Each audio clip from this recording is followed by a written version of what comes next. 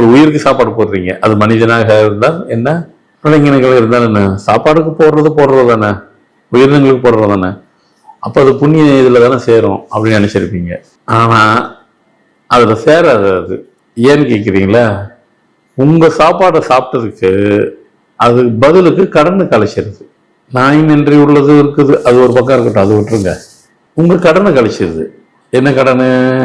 உங்ககிட்ட சாப்பிட்டுச்சு இல்லையா, சாப்பிட்டதுக்காக நீங்கள் இரவு நேரம் தூங்கிட்டு இருப்பீங்க.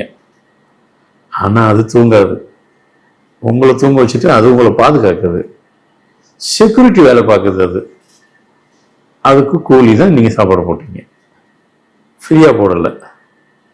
மனுஷன் செக்யூரிட்டியாக வச்சாக்க சம்பளம் கொடுப்பீங்க.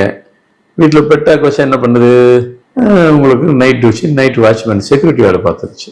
இப்போது அதில் உங்களுக்கு உணவு வருது, எங்கே வருது, எங்கே அதில் வருது, வரல. இதை யோசிக்கல நீங்கள்.